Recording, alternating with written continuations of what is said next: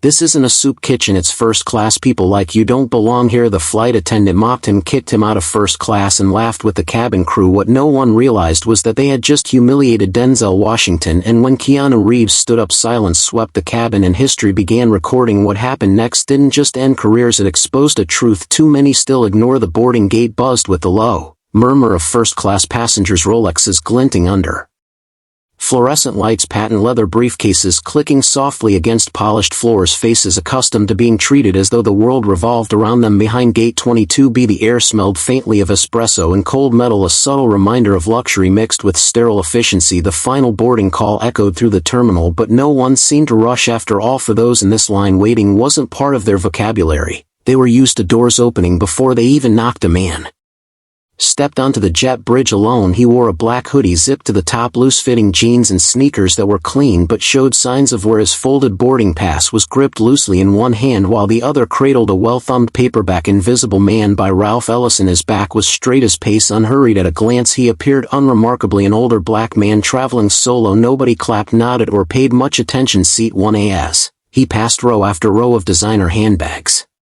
glowing laptop screens filled with last-minute edits, and conversations laced with talk of mergers and private islands, something shifted. A voice stopped him mid-step. "Excuse me, sir," came the clipped tone, sharp enough to slice through the hum of privilege filling the cabin. Cara Simmons, the head flight attendant, emerged from the galley, blonde bun, perfectly coiffed, crimson lipstick flawless. Her eyes scanned him from shoes to scalp. In under a second she smiled, but it never reached her eyes. "This cabin is reserved for first class only," she said, stepping into the aisle with practiced authority. "May I see your ticket?" He calmly offered his boarding pass. She took it with 2 fingers as if it might stain and glanced at the seat assignment. Her brow furrowed momentarily before she chuckled, not warmly but dismissively. "This must be a mistake," she declared, handing it back. "It's not," he replied quietly, meeting her gaze without flinching. Cara tilted her head, her smile tightening. "Sir, I think you're looking for economy plus, just down that way." Before the man could respond, another voice interrupted from a few rows back. "I think he knows where he's going." Cara turned sharply. Row 3C. A man in a gray hoodie sat there, his face mostly hidden beneath the shadow of his hood, but his voice unmistakable, calm, measured, unmistakably Keanu Reeves. He hadn't stood yet, but his presence commanded attention. "I'm just making sure there's no confusion," Cara said, her voice steady despite the growing tension. "We have standards in this cabin." "I'm sure you do," Keanu replied evenly. "Some of them are even written down." The cabin fell silent. Even the engines outside seemed to quiet. Phones paused mid-scroll, laptops ceased typing, and every passenger held their breath, sensing that something monumental was unfolding before them. Yet the man in the hoodie remained unfazed, holding his book, eyes steady and unbothered. He didn't raise his voice because he didn't need to. Had already spent a lifetime teaching the world how to listen. Cara Simmons stepped forward again, each click of her heels announcing her authority. This time her tone carried farther, louder, designed to assert dominance over both the man and the situation. "Sir," she said, raising her voice slightly for the benefit of nearby passengers, "I need you to come with me." Denzel Washington looked up, meeting her gaze. There was no recognition in her eyes, only appraisal. Skin tone, clothes, posture, all factors contributing to her judgment. She didn't see a man, she saw an anomaly, a disruption to the carefully curated order of her domain. "I have seat 1A," he said, his voice low but firm. "You showed me a boarding pass," she countered, her confidence wavering only slightly. "But that doesn't explain how you got into this cabin." "I walked in like everyone else." Several passengers chuckled nervously, unsure whether to side with the woman enforcing standards or the man challenging them. Cara pressed on, undeterred. "I'm sorry, but there are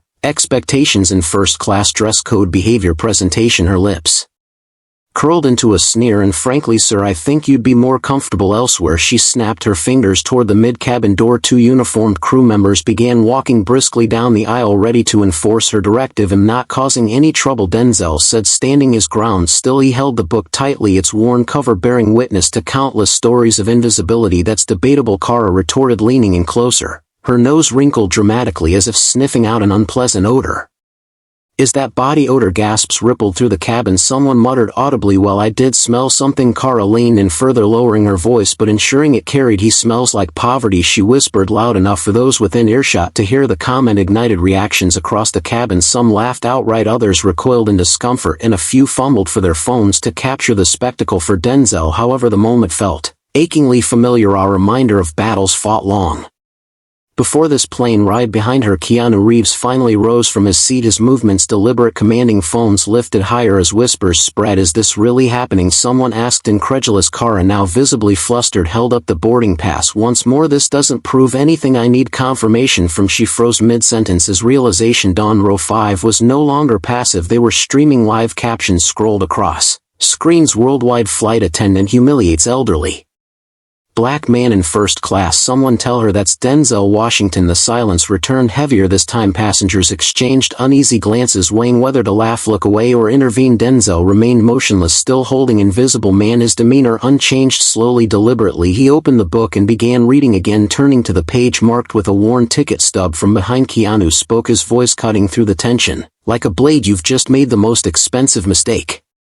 of your life, Kara." Every word resonated, amplified by the weight of context and consequence. Phones lit up like fireflies, capturing the scene unfolding in real time. Social media exploded within minutes. Hashtags trended globally. News outlets scrambled for coverage and millions demanded accountability. What started as a confrontation became a reckoning, a reflection of societal biases laid bare for the world to see. The collapse of authority. Kara Simmons' reckoning. Kara Simmons stood frozen, her polished facade cracking under the weight of recognition. Her lips parted slightly, but no words came out, just a strangled whisper that betrayed her panic. "No, that's not," she stammered, glancing between Denzel Washington and the nearest phone screen. A man in business attire from the back of the cabin called out, his voice cutting through the silence like a blade. "That's Training Day, that's Glory, that's Malcolm X. How do you not know Denzel Washington?" Another passenger shouted through the curtain separating first class from coach. "Tell me y'all didn't just kick Denzel out of first class." The disbelief rippled through the cabin, growing louder and angrier by the second. Passengers who moments ago had laughed at Kara's comments now shifted uncomfortably in their seats. Some looked away ashamed, others began recording openly, their phones glowing like fireflies in the dimmed cabin lights. Someone live-streamed the confrontation on TikTok, titling it, "This is Denzel Washington and they're kicking him off the plane." Within 20 seconds the video reached 100,000 views. By the time Kara realized what was happening, millions were watching and judging. What unfolded next wasn't merely an isolated incident, it was a reckoning for systemic biases long ignored. Kara's actions weren't born in a vacuum, they were symptoms of larger issues embedded within institutions like Sky America Airlines. As one commentator later wrote, "She saw skin color before humanity, status before personhood," and as history has shown repeatedly, such prejudices often remain invisible until they collide, heating with fame or power. Denzel Washington's calm demeanor during this chaos spoke volumes about his experience navigating these spaces. For decades he had been subjected to microaggressions, assumptions, and outright discrimination, not because of anything he did but simply because of who he was perceived to be in that moment aboard Flight 1790. However, those perceptions shattered. The world watched as prejudice unraveled in real time, exposing not only Kara Simmons but also the flawed systems that allowed her behavior to persist unchecked. When Joseph Varlan, CEO of Sky America Airlines, boarded the plane shortly thereafter, the stakes escalated further. Dressed in a tailored Navy suit flanked by airport security, Varlan exuded authority, but his expression revealed something deeper: fear. Not fear of Denzel himself, but fear of the consequences awaiting his company. Varlan walked directly up to Kara, his voice echoing down the aisle like a gavel striking stone. "Effective immediately. You are relieved of duty," he announced, leaving no room for negotiation. Kara protested weakly, her protests falling flat even to her own ears. "But I didn't know who he was," she exclaimed, her voice tinged with desperation. Varlan cut her off coldly, his tone unwavering. "You didn't need to know who he was, you needed to treat him like a human being." With those words the cabin erupted into murmurs, half relief, half disbelief. Security escorted Kara from the aircraft as she stumbled, protesting loudly. "He looked like he didn't belong." Those final words sealed her fate, amplifying the damage already done. As the door shut behind her, the silence returned, a palpable heaviness that lingered in the air. It wasn't the kind of silence born of indifference, but rather one laden with judgment. Every passenger felt the collective burden of witnessing injustice unfold before their eyes. Some squirmed in discomfort while others stared blankly ahead, grappling with guilt. This wasn't just about Denzel anymore, it was about them, their complicity, their silence, their failure to intervene when given the chance. Joseph Varlan approached Denzel, kneeling beside seat 1 with visible trepidation. "I'm sorry, Mr. Washington," he said softly, his voice trembling slightly. "This should never have happened. Well, make this right." Denzel looked up, his eyes calm yet piercing. He responded without hesitation, his words carrying the weight of years spent fighting similar battles. "Start by not making it about me. Start by fixing what made her feel safe to act like that." Varlan nodded solemnly, understanding the gravity of Denzel's request. This wasn't about apologies or restitution, it was about accountability. It was about dismantling the structures that enabled people like Kara Simmons to wield unchecked power over others, and so the aircraft remained grounded, its engines silent as the world outside continued to explode with outrage. The ripple effect, a global movement takes shape. By the time Flight 1790 finally pushed back from the gate, the real turbulence had already begun on the ground inside corporate towers. Crisis teams scrambled to contain the fallout. Phones rang non-stop. Board members shouted over each other in emergency Zoom meetings, and news anchors used phrases like historic corporate failure, structural rot, and the power of quiet resistance. What started as a single incident aboard a commercial flight had morphed into a global reckoning. Hashtags like "They did that to Denzel" trended worldwide, amassing over 200 million mentions before the wheels of the plane even left the tarmac. By midnight, the number had skyrocketed past 500 million. Entire timelines flooded with screenshots, outrage-filled commentary, and stitched videos capturing Kara's infamous line, "He smells like poverty." The phrase became a meme, then a headline, then a case study in HR manuals across industries. Companies everywhere suddenly found themselves scrutinized for their treatment of marginalized communities. Civil rights organizations wasted no time seizing the opportunity to demand change. The NAACP, ACLU, and dozens of advocacy groups called for immediate government oversight into racial discrimination in air travel. An anonymous airline employee leaked Kara's internal file revealing 3 prior warnings for inappropriate conduct, all involving Black or Latino passengers. She wasn't just fired, she was sued. A class action lawsuit filed that evening accused Sky America of fostering a culture of bias, citing testimonies from passengers of color who had endured similar experiences. The financial repercussions hit hard and fast. Major sponsors pulled out en masse. A global coffee chain tweeted, "We stand for dignity. We are suspending all in-flight partnerships with Sky America effective immediately." A hedge fund investor holding 8 of the airline's stock publicly withdrew his stake, citing moral obligation. By morning, Sky America's stock plummeted 186, wiping billions off its market value. Analysts described the collapse as unprecedented, a perfect storm of public outrage and institutional negligence. Meanwhile, Denzel Washington remained conspicuously absent from the media circus. He declined interviews, book deals, and speaking engagements, choosing instead to let his actions speak for themselves. His decision resonated deeply with audiences worldwide, reinforcing the notion that true heroism lies not in grand gestures but in quiet integrity. One MSNBC commentator summed it up beautifully. In 1964 they marched for access, in 2024 we're still marching for respect. What Denzel did wasn't a performance, it was a reminder. Keanu Reeves too played a pivotal role in amplifying the message, though he refrained from giving interviews. His Instagram post featuring a photo of Denzel in seat 10 went viral overnight. Captured in soft sunlight, Denzel appeared serene yet resolute, his eyes lowered to the pages of Ralph Ellison's Invisible Man. The caption read simply, "Respect has no color and silence has consequences." Within hours the image garnered over 15 million shares, transcending social media to inspire art installations, university lectures, and national competitions. One high school student turned the photo into a painting titled "Quiet Resistance," winning top honors at a prestigious exhibition. The movement gained momentum as people from around the world began sharing personal stories of discrimination. A Black father recounted being stopped for random security checks every time he flew. A Latina businesswoman described being denied lounge access despite holding platinum status. A Sikh man shared how he had been asked to remove his turban for the comfort of other passengers. Each story carried the same caption, "Respect has no color." Sky America's leadership scrambled to respond, launching a sweeping diversity overhaul aimed at addressing systemic inequities. They commissioned a documentary exploring the events of that fateful day. Though Denzel refused to participate when asked why, he replied succinctly, "The lesson isn't mine to explain, it's ours to carry." Those words echoed far beyond the confines of the airline industry, challenging individuals and institutions alike to confront uncomfortable truths about privilege, prejudice, and power. Months later, a teenager stood in front of her classroom holding a printed photo of Denzel in seat 1A. "He didn't raise his voice," she said, her voice steady. "He made the whole world lower theirs." For many, this encapsulated the essence of Denzel's quiet stand, a testament to the enduring power of dignity in the face of indignity. Keanu's post captured the sentiment perfectly. Respect has no color and silence has consequences. Now the question remains, will you speak up or will you stay silent? Expanding the narrative, broader implications and lessons learned the incident aboard Flight 1790 wasn't just a singular event, it was a mirror reflecting broader societal issues that continue to plague modern institutions. At its core, the confrontation illuminated the deeply entrenched biases that persist in spaces meant to symbolize progress and equality. First-class cabins, corporate offices, educational institutions, and even social circles often become microcosms of systemic inequities where implicit biases determine who belongs and who doesn't. For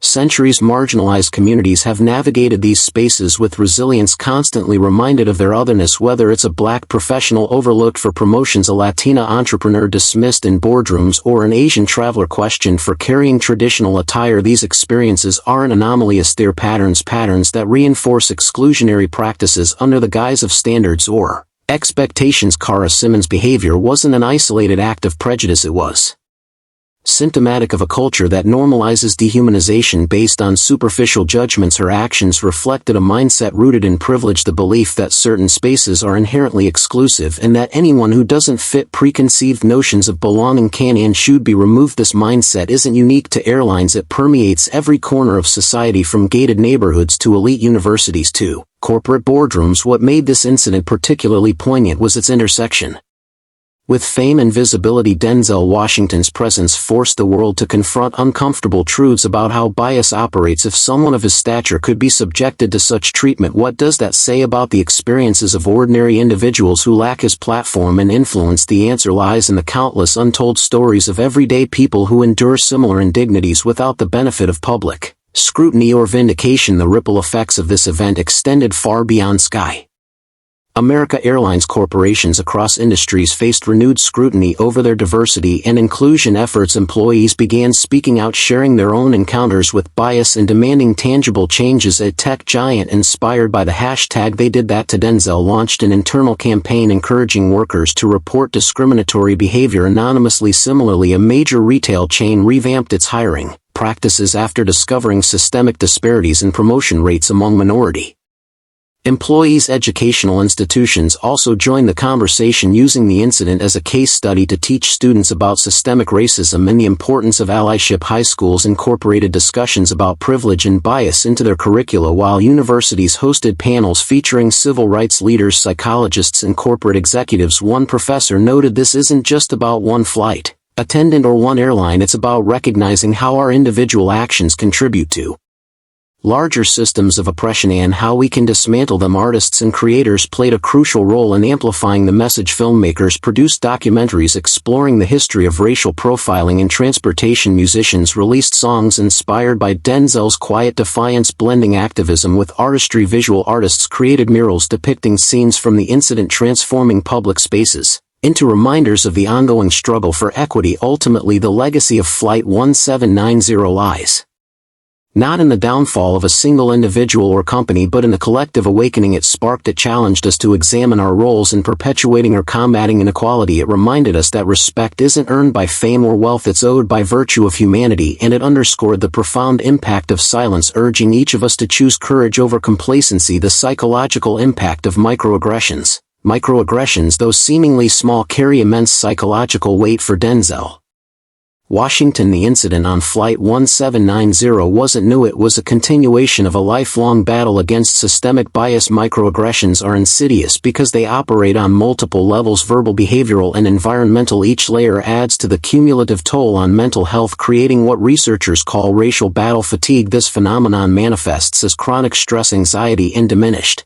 self-esteem, affecting not just individuals but entire communities. Consider the phrase "he smells like poverty," uttered by Cara Simmons. On the surface it may seem like a harmless insult, but its implications run deep. It reduces a person's worth to their socioeconomic status, reinforcing stereotypes that equate wealth with morality and poverty with shame. Such language isn't just hurtful, it's weaponized, designed to strip away dignity and reinforce hierarchies. For Denzel, this microaggression likely triggered memories of similar experiences throughout his career. Imagine being told you don't belong in Hollywood, in theater, or in leadership roles because of your race. These repeated slights accumulate, shaping how individuals perceive themselves and their place in the world. Psychologists refer to this as internalized oppression, where victims begin to believe the negative messages directed at them. Yet Denzel's response, calm, composed, unshaken, was a masterclass in resilience. Instead of reacting with anger, he chose silence, knowing that His presence alone would challenge the narrative being constructed. Around him, this form of resistance is powerful because it denies oppressors the satisfaction of a reaction by refusing to engage emotionally. Denzel reclaimed control of the situation, forcing others to confront their own biases. The role of privilege in perpetuating bias. Privilege plays a central role in incidents like the one aboard Flight 1790. Cara Simmons' actions stemmed not just from personal prejudice, but from the structural advantages afforded to her by society as a white woman working in a position of authority. She operated within a system that historically prioritizes whiteness and affluence. This system grants her the freedom to make snap judgments without fear of consequence until, of course, those consequences arrive unexpectedly, as they did when Denzel Washington's identity became apparent. Privilege manifests differently depending on context. In this scenario, it allowed Cara to assume that her perspective was objective, her judgment infallible. She believed she could dictate who belonged in first class, disregarding the fact that Denzel had every right to occupy his seat. This sense of entitlement is a hallmark of privilege. The assumption that one's opinion carries more weight than reality. Understanding privilege requires acknowledging the ways in which societal structures advantage some groups while disadvantaging others. For example, the aviation industry has long struggled with diversity. Studies show that racial minorities are significantly underrepresented in senior roles within airlines, leading to environments where bias thrives unchecked. When combined with customer service policies that prioritize appeasing affluent passengers, these dynamics create fertile ground for discrimination. Addressing privilege begins with awareness. Individuals must recognize the unearned advantages they possess and actively work to dismantle the systems that sustain them. For companies like Sky America Airlines, this means implementing comprehensive training programs, diversifying leadership teams, and fostering inclusive cultures where all employees feel valued and respected. Allyship in action. The power of standing up. Keanu Reeves' intervention during the incident serves as a powerful example of allyship in action. While Denzel's quiet dignity commanded respect, Keanu's vocal support amplified the message, ensuring that Cara's behavior wouldn't go unnoticed. Allies play a critical role in combating discrimination, using their privilege to amplify marginalized voices and hold perpetrators accountable. Effective allyship requires more than passive agreement with anti-racist principles. It demands active participation. Keanu demonstrated this by stepping into the aisle, confronting Cara directly, and later sharing the iconic photo of Denzel. His actions sent a clear message. Standing idly by in the face of injustice is complicity. True allies use their platforms to challenge oppressive systems and advocate for meaningful change. However, allyship isn't always easy. It requires vulnerability, humility, and a willingness to listen. Allies must acknowledge their limitations and defer to those directly affected by discrimination. In this case, Keanu understood that the spotlight belonged to Denzel, allowing the actor's quiet strength to take center stage while providing steadfast support from the sidelines. The long road ahead. Systemic change. While the incident aboard Flight 1790 sparked widespread outrage, achieving lasting change requires sustained effort. Sky America Airlines' diversity overhaul marks a step in the right direction, but true transformation involves addressing root causes rather than superficial symptoms. This includes revisiting hiring practices, promoting diverse leadership, and fostering transparency through regular audits. Moreover, systemic change extends beyond corporations. Educational institutions, healthcare providers, and law enforcement agencies must also examine their policies and procedures to identify areas where bias persists. Grassroots movements fueled by stories shared under hashtags like "They Did That to Denzel" provide valuable insights into the lived experiences of marginalized communities, guiding efforts to create equitable environments. Ultimately, progress hinges on collective action. Individuals must commit to educating themselves, challenging biased behaviors, and supporting initiatives aimed at dismantling systemic inequities. Only then can we hope to build a future where respect is afforded to all, regardless of race, gender, or socioeconomic status. Now the question remains: will you speak up or will you stay silent?